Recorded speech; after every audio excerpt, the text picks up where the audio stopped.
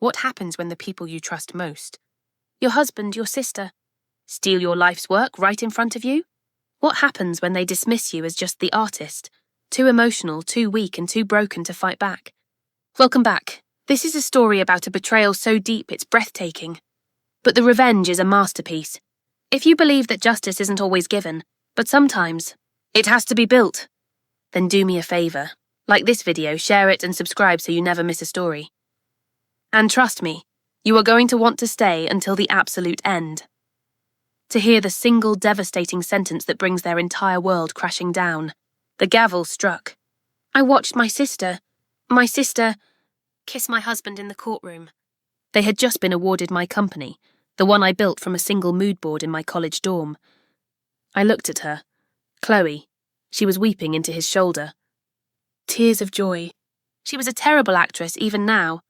These were the same performative, shuddering sobs she used when she called me at 2 a.m., forgetting her rent was due. The same ones she used when she confided in me that she felt so lost, so unsure of her path. My little sister, my shadow, the one whose apartment I paid for, whose resume I'd inflated to give her a job she wasn't qualified for, whose every tear I had wiped away since she was a child. Now here she was, crying those same false tears as she stole my life. And Mark, my husband, he wasn't crying. He was resplendent, smug. He ran a hand over his perfect courtroom-appropriate tie and gave her a kiss. A look of smug, victorious validation. He, the financial genius, had done it. He had saved the company from its flighty creative founder. He, the man I had rescued from a junior accountant's desk, the man I saw as stable, grounded and trustworthy, the perfect logical ballast to my artistic whims. He had just performed the greatest magic trick of his life. He had convinced a court of law that the builder was a liability. They smiled, thinking they'd won. But I smiled too, because they hadn't just won a company. They had just inherited a $3 million bomb I'd spent 6 months building. They heard the judge say granted. They didn't hear the click of the trap. Mark.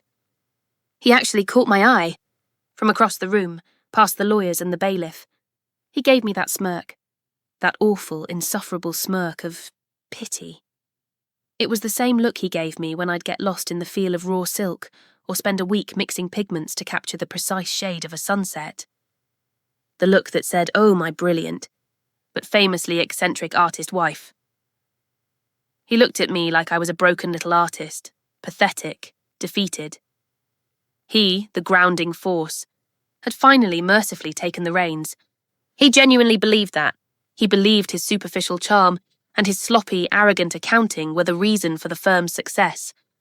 That my passion, my work, my soul, was just the whim he had to manage into profit.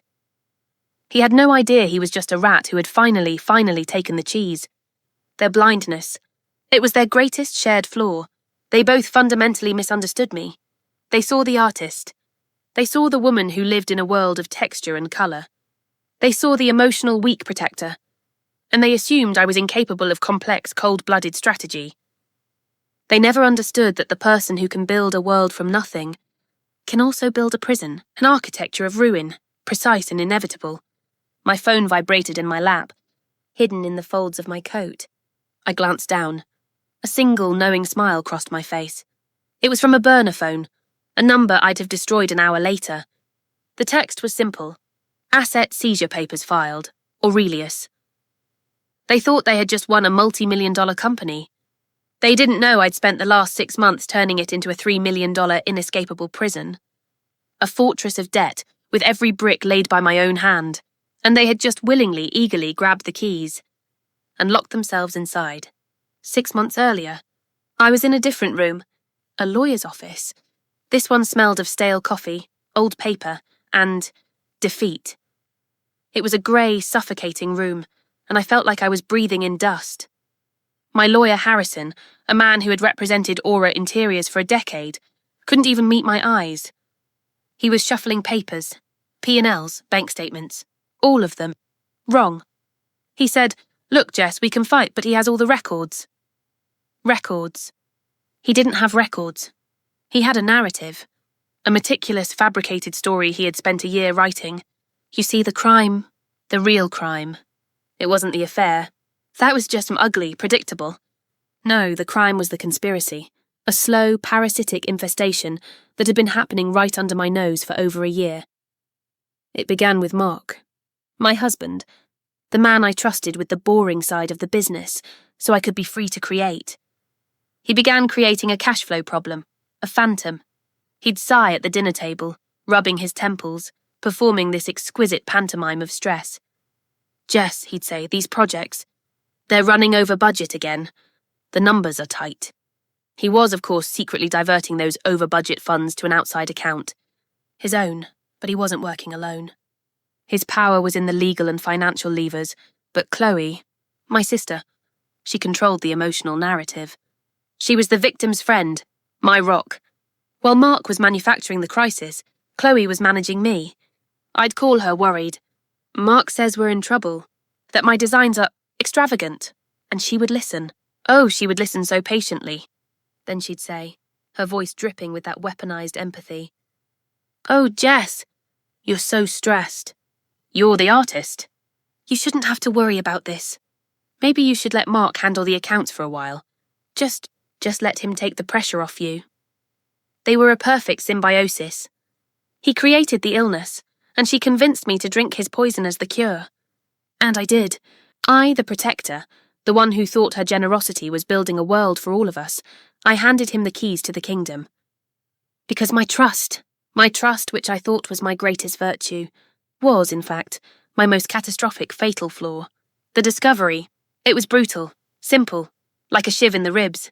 I came home early from a business trip to Milan. I was supposed to be gone another 2 days. I was excited.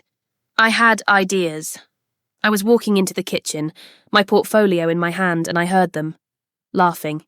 In my kitchen. At my table. Laughing about my meltdown, I stopped. I didn't breathe. I just listened, and my whole life cracked open, I heard Mark boast. His voice thick with arrogance. "I've moved enough money. It's done. I'll trigger the default clause next week. The company will be mine. She'll get nothing. And Chloe." Her reply wasn't a whisper. It was a hiss. "She deserves nothing." "She never deserved you. She never deserved any of it." That was the moment my world inverted, the warm-textured place I lived in. It just collapsed. It became cold, sharp, binary, assets and liabilities, victors and victims. The fallout was efficient, clinical. In 72 hours I was gone. Mark filed for divorce and simultaneously a corporate injunction.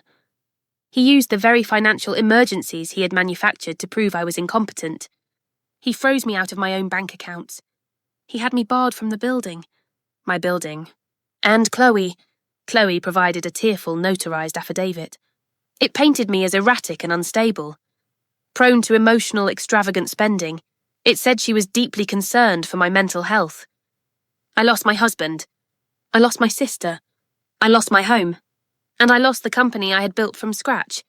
I was left with nothing, except for one small overlooked detail. But we'll get to that first. The lawyer's office. So when Harrison, my lawyer, sat there shuffling Mark's records, I understood. Mark hadn't just stolen my money. He had stolen the truth. He had a year's head start. A mountain of paperwork that showed his lies in perfect, orderly columns. He presented doctored P&Ls, Harrison mumbled. Fabricated invoices from vendors that show, well, extravagant spending. "He's not stealing the company, Jess," Harrison said, finally looking at me with those sad, pathetic, pitying eyes. "He's saving it. That's what the paperwork says. That's what the judge will see. The legal system. It wasn't just blind. It was an active participant in the crime. It wasn't built for justice. It was built to divide assets. And in this ugly divorce, Mark's lawyer argued that to preserve the asset's value, control must be ceded to the financially responsible partner. The judge agreed. I was offered an insulting buyout. Pennies on the dollar for my life's work. A settlement, and that's when my own lawyer, said the words. The words that changed everything. "Look, Jess," he said, leaning forward. "We can fight." But he has all the records. He will bleed you dry in court for years. The best you can hope for is a settlement. Bleed me dry. That's when it hit me. The despair. It didn't break me. It clarified.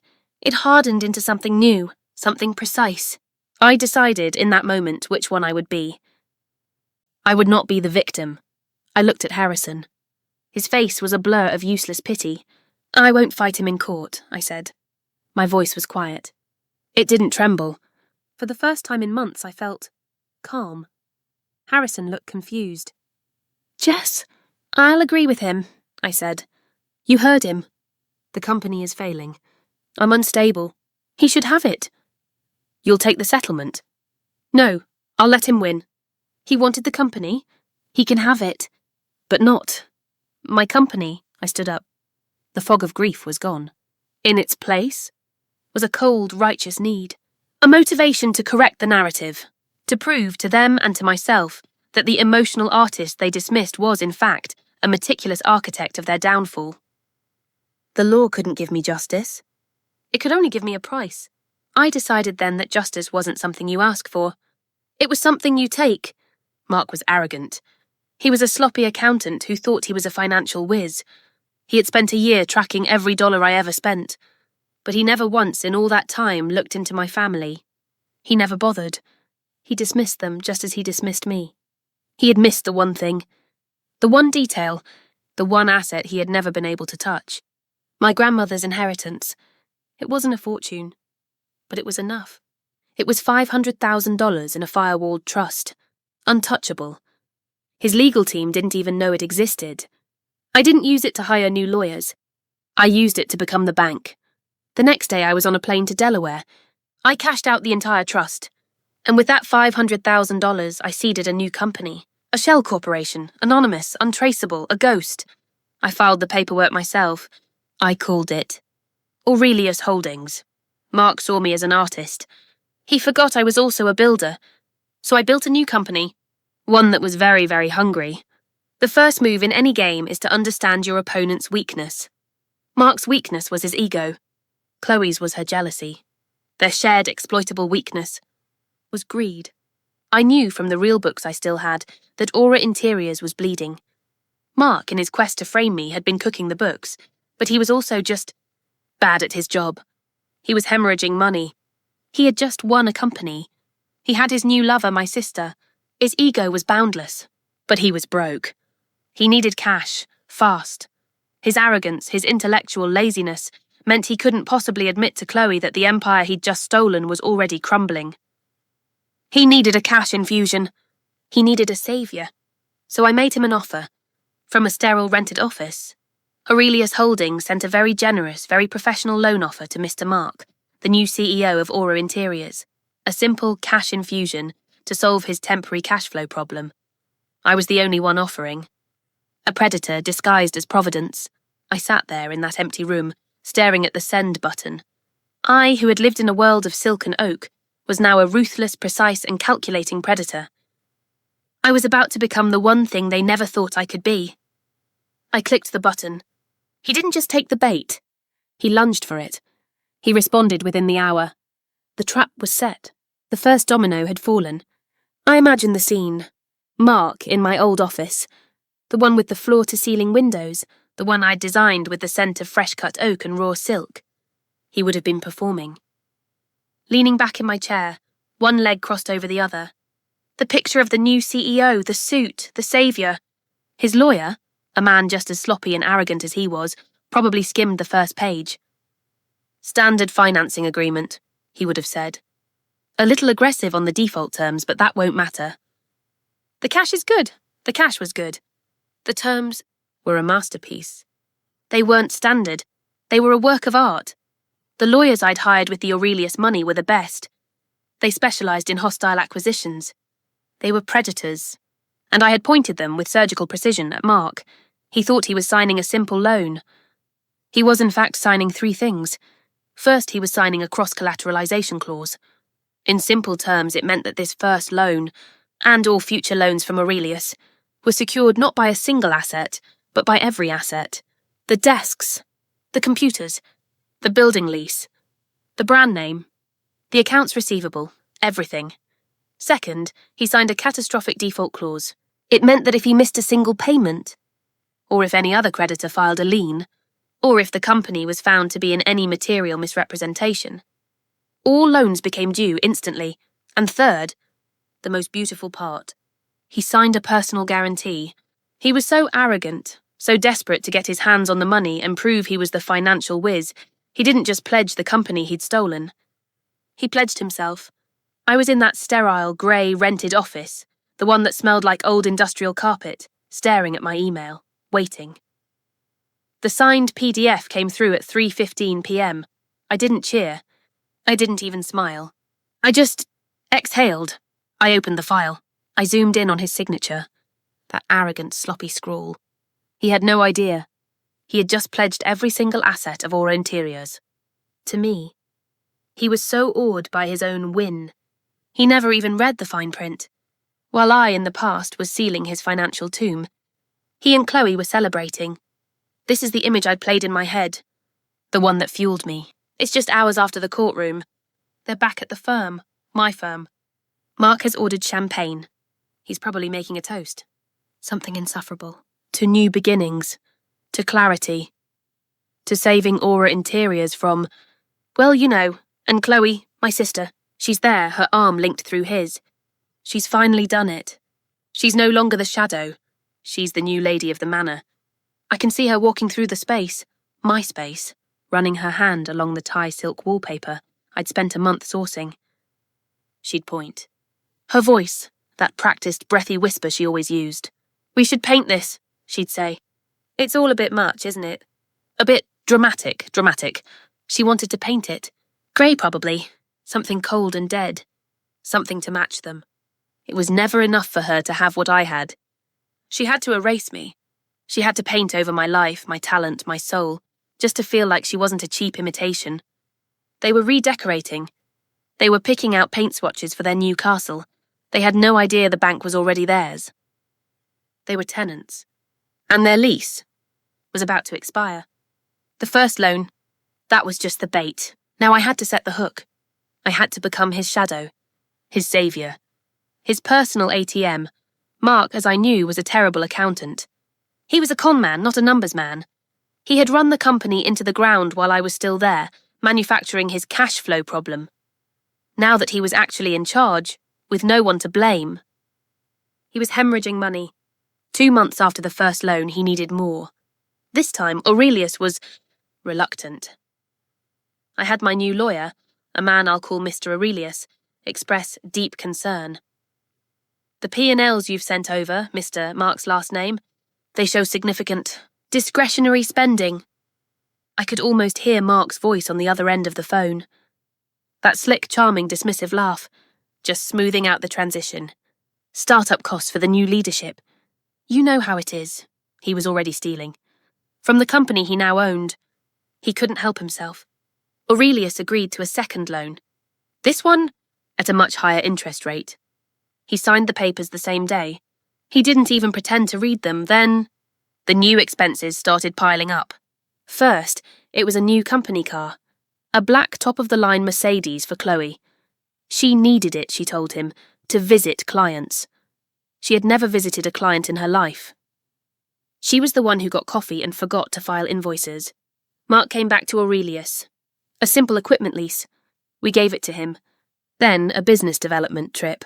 To the Caymans for 2. I saw the pictures. Not on his social media.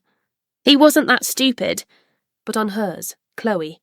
Wearing one of my bathing suits, which I'd left in the closet of the house I'd also lost. Sipping a drink on a beach.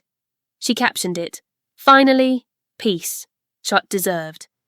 I approved the wire transfer to his account that covered the trip. With every signature, the trap tightened. With every investment in his new life, he was digging his own grave. He was literally, pathologically stealing from me, to pay me. He was so busy performing the role of the successful CEO for my sister. He never stopped to ask why this anonymous holding company was so willing to fund his fantasy. A real financial genius would have been suspicious. A real numbers man would have seen the trap. But Mark was just a rat. And I was just filling the maze with more and more cheese. In the office. My office. They're laughing. They are the king and queen of ashes. I imagine the conversation. Chloe looking up at him, her eyes wide with that fake adoration I knew so well. "You did it, Mark," she'd whisper. "You really did it." "You saved it. You saved me, and he would believe her. His ego was a bottomless pit. He would stand there, the conquering hero, the man who had tamed the flighty creative and brought order to the chaos. He had no idea that the order was a prison. He had no idea that every move he made was a move I had planned. He thought he was the Grandmaster. He didn't even realize he was on the board. It was time. 6 months had passed. 6 months of meticulous, agonizing clinical precision. The court date for the final divorce settlement and the official transfer of the company was set. The judge, as my original useless lawyer had predicted, was preparing to sign off on Mark's rescue plan. The total debt Mark had now signed for, the principal, the insane compounding interest, the penalties, was just over $3 million. My $500,000 seed money was still sitting in the Aurelius account. I hadn't given him $1. I had simply been moving it. The plan was a closed loop. It worked like this. Step 1. I, as Aurelius, loaned Mark $1.5 million. The last final loan, the one to cover legal fees and finalise the transition. Step 2. I watched the money hit his Aura Interiors account. I had the bank portal open on one screen. It landed at 9:02 a.m. Step 3. I waited. 45 seconds. Just long enough for the wire to be irrevocable. Step 4. At 9:03 a.m. on my other laptop, I executed the default clause. The material misrepresentation clause. His lawyers in the final loan application had sworn the company was solvent. But I knew, because I was his only creditor, that he owed me $1.5 million from the previous loans. He had lied. I clicked the mouse. The catastrophic default clause was triggered.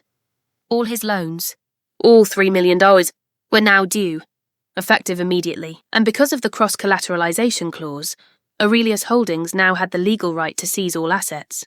So at 9:04 a.m. I did. I transferred the $1.5 million I had just loaned him back to me. Then I transferred the other $1.5 million, the actual real money in the Aura Interiors accounts that he had been living on. Also to me. Total time 45 seconds. The books were cooked. The accounts were empty. The company, his company, was now nothing but a hollowed-out shell. The $3 million in loans I'd given him were now a $3 million debt owed to me, and the company he had just won in court was worth nothing. Less than nothing. Checkmate. Back in the office, the celebration is interrupted. There's a knock. It's not a courier. It's not a client. It's Sarah, the new executive assistant. Oh, did I forget to mention Sarah? 3 months in, Aurelius had suggested that Mark restructure his bloated staff. My staff, the people who had been with me for years. He, of course, agreed. He loved firing people. Aurelius was helpful. We even recommended a recruitment firm. A firm that I also owned. We placed Sarah. She was brilliant, efficient, a quiet, unassuming woman who was a forensic accountant with a law degree. Mark thought she was just there to manage his calendar. She was my eyes, my ears. And on this day, she was my messenger. She walks in. Mark, annoyed by the interruption, looks at her.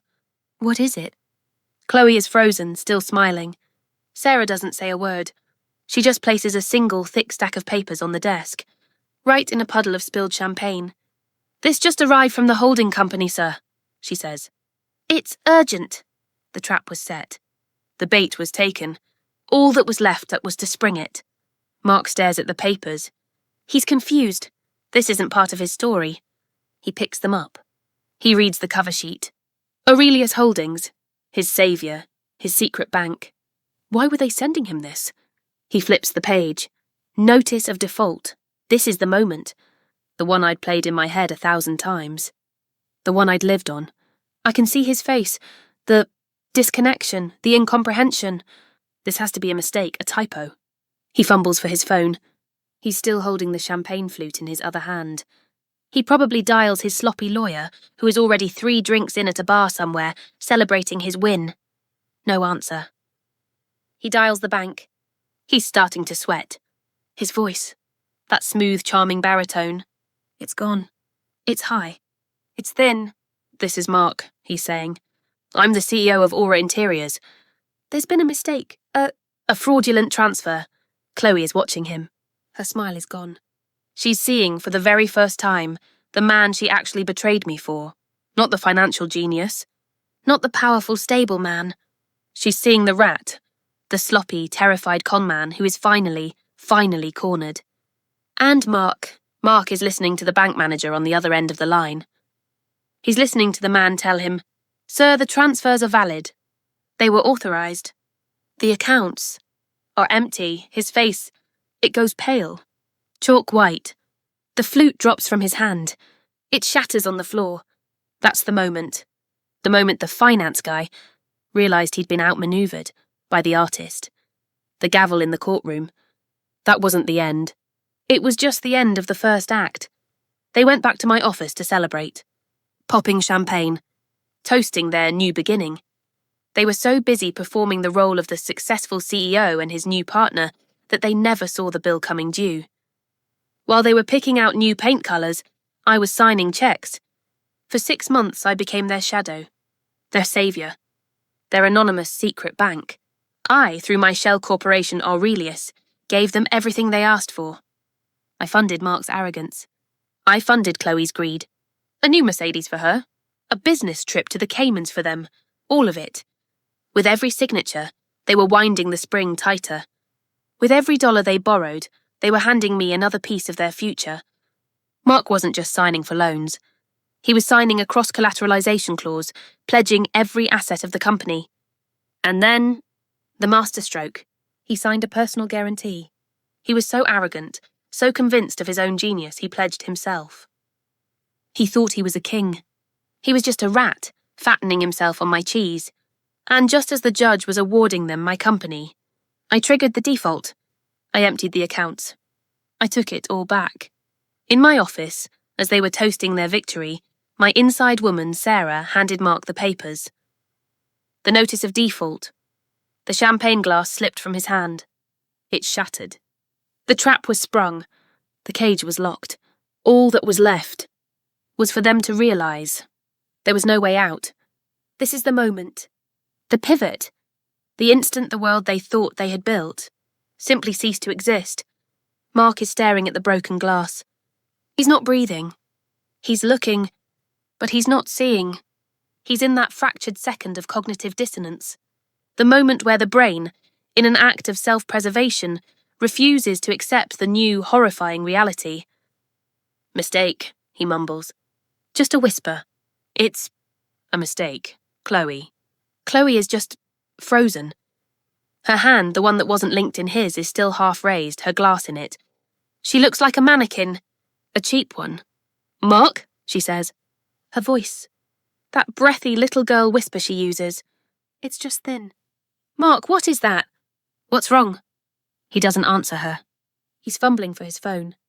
His hands are shaking. That gave me satisfaction. His smooth, steady hands. The ones that signed my life away. The ones that held my sister. They were trembling. He's trying to call the bank. He's yelling now. "What do you mean valid?" He's shouting. "What do you mean authorised?" I can hear him even though I'm not there. I can hear that slick, charming voice finally crack, revealing the terrified, incompetent little man beneath it. "I am the CEO. You can't. No, you listen to me. That is my money." He's listening. The bank manager on the other end is telling him, "The transfers are complete. The accounts are empty. The transaction is irrevocable." Chloe is watching him. And this is the real moment of betrayal. She's not watching a financial genius. She's not watching the powerful, stable man who rescued her from my shadow. She is watching a fraud. She is watching a sweaty, pale, terrified little boy who just lost everything. She's seeing for the very first time the man she actually sold her soul for. And she is disgusted. Mark's other phone rings. The one in his jacket pocket. It's his lawyer. The sloppy, arrogant one who was probably celebrating his win at a bar. Mark snatches it. He's desperate. "Finally!" He screams into it. "You have to stop this! This Aurelius company. They're stealing." He stops. He's listening. His lawyer, that useless, sloppy man, is reading the documents. The ones he never read before. He's reading the cross-collateralization clause. He's reading the default terms. And then he gets to the last page. The personal guarantee. I imagine the lawyer's voice. That sudden, cold, oh shit moment of professional terror. Mark, the lawyer says. Mark, it's ironclad. Mark is shaking his head. No, the company just file for bankruptcy. Chapter 11. We restructure. We. No, Mark. The lawyer interrupts. You don't understand. The company is bankrupt. It's over. They've seized everything. That's not the problem. Mark, you signed a personal guarantee. Mark just stares. Into nothing. The $3 million, the lawyer says, his voice flat with defeat. The company doesn't owe it, Mark. You do. He sinks into my chair. My chair. A hollowed-out man in a hollowed-out company. He lost. He didn't just lose the company. He didn't just lose the money. He is the debt. And then, Chloe, a parasite, you see, has no loyalty. Only hunger. The host was dead. She doesn't rush to his side. She doesn't comfort him. She doesn't say we'll fight this.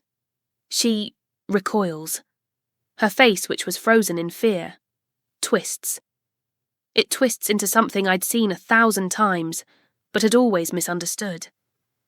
It was the look she'd give me when a client praised one of my designs.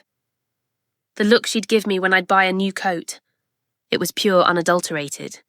Contempt. She takes a step away from him. You! She hisses. Her voice isn't a whisper now. It's a viper's. You lied to me. Mark just looks at her, broken, empty. You told me she was the problem. Chloe screams. She's pointing at nothing, at me, at my ghost. You told me you were a genius. You told me this was secure. You told me you had a plan. She's pacing now. That small, cramped mind of hers finally, processing the totality of her mistake. She hadn't traded up. She hadn't won the prize. She had tied herself to a sinking stone. You've ruined me, she shrieks. You, loser! It was perfect. The love that had destroyed my life. The grand, passionate affair that was so much realer than what I had. It had a price tag. And the account was overdrawn. They were just two rats, trapped in a cage, turning on each other. And just as Chloe was opening her mouth to scream again, Sarah, my angel, my quiet, unassuming executor, she doesn't open it. A legal messenger steps in. A different one. He looks at the scene. The shattered glass. The weeping man. The screaming woman. He doesn't blink. He's holding a new envelope. A different one. For Aura Interiors?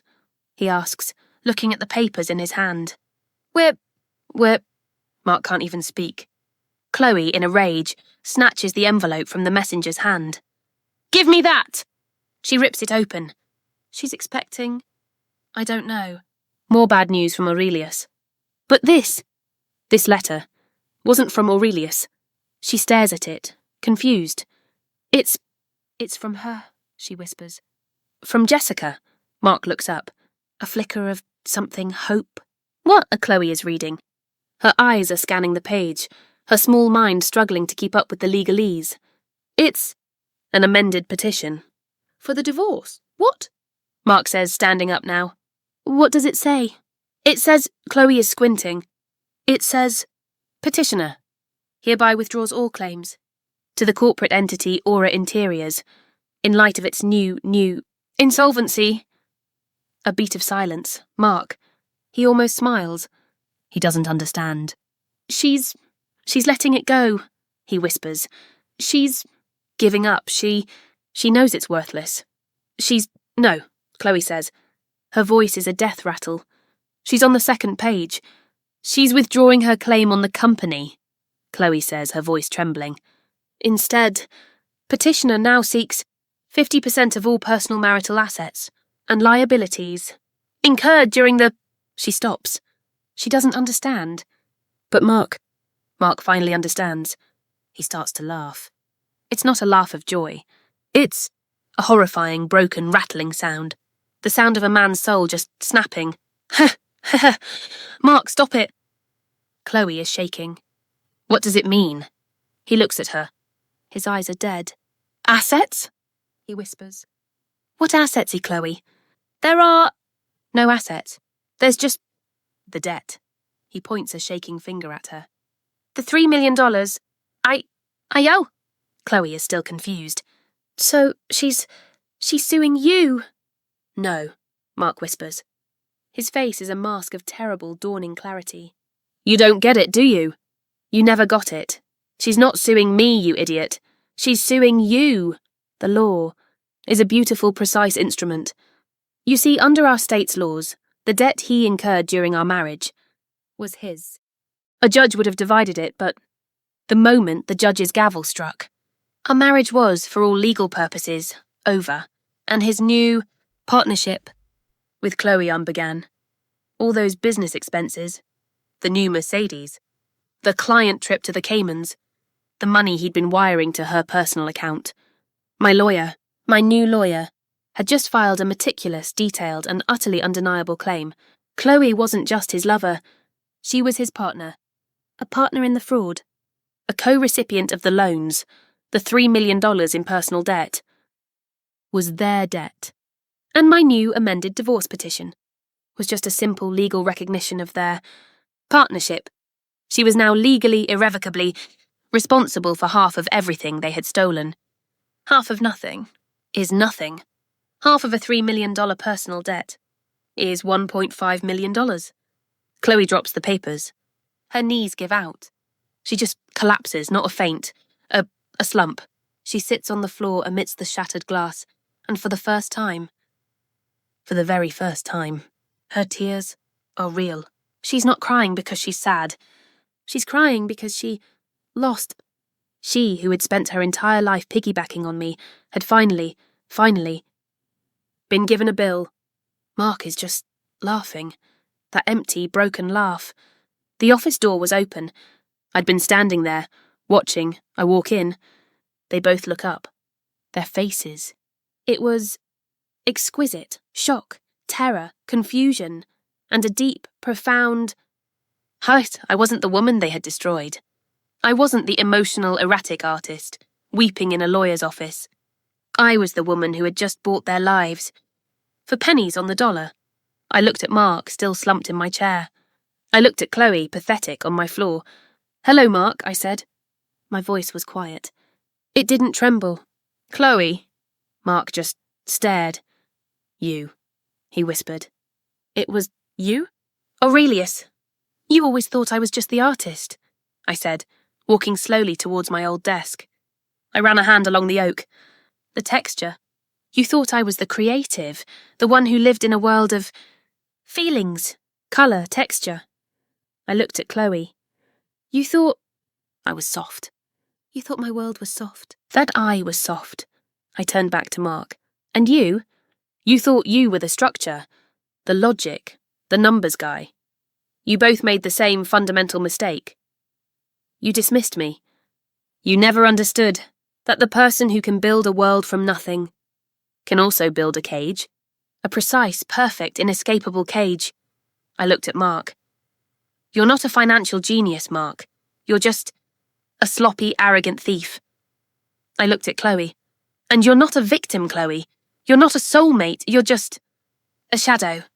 And you've finally attached yourself to a man who has even less than you do. I looked at them both. Two broken, pathetic grey people in my beautiful, vibrant office. You thought you were stealing a kingdom, I said, my voice dropping. But all you did was grab the keys to an empty $3 million prison. And you locked yourselves inside. Mark, he just wept. Ugly, silent, broken tears. Chloe, she was just gone. A hollow shell staring at the $1.5 million bill in her hand. I smiled, not a big smile, just a small, satisfied correction. My lawyers, I said, will be in touch. Oh, actually, I gestured to the doorway. The man who had been standing behind me, silent, walked in. A sharp older man in a perfect suit. My Mr. Aurelius, the head of the real, very ruthless acquisitions firm I had hired. This is Mr. Aurelius, I said. He'll be liquidating your assets, which are, of course, my assets. He has the final paperwork. The transfer of the brand. The building, everything, is complete. Mr. Aurelius nodded at them. then got to work. He didn't care about their tears. He was just a numbers guy, a real one. I walked to my desk. The one Chloe had wanted to paint grey. I ignored the shattered glass. I ignored them. I picked up one small thing. A small, smooth, dark riverstone I'd kept on my desk for a decade. A tactile thing. I closed my hand around it. It was warm, real. I turned to leave. I looked at Chloe, still on the floor. "You can keep the paint swatches," I said. "Enjoy your new life." I turned. I walked out of my old office. I didn't look back. The gavel struck. They thought they had won. They thought they had erased me. They thought they had taken my world and painted it grey. But they forgot. I'm the artist. I'm the architect. I control the colour. I control the texture. I control the narrative. Mark declared bankruptcy. He lost his licence. He lost his reputation. He owes me a debt he will never ever be able to repay. He is, for the rest of his life, mine. And Chloe, she is exactly where she started. My shadow, but worse. She's tied to his bankruptcy. She has nothing. She is nothing. I heard she's working as a barista. Again. The $1.5 million debt hangs over her, forever, a permanent monument to her. Win. They tried to reduce my life, my art, to a number on a balance sheet. So I did the same to them. In my story, justice isn't just blind. It's a masterpiece. In the end, they made one fatal mistake. They thought she was just an artist. They forgot. She was the architect. She didn't just take back her company. She built them a perfect, inescapable prison from their own greed. Thank you so much for watching this all the way through.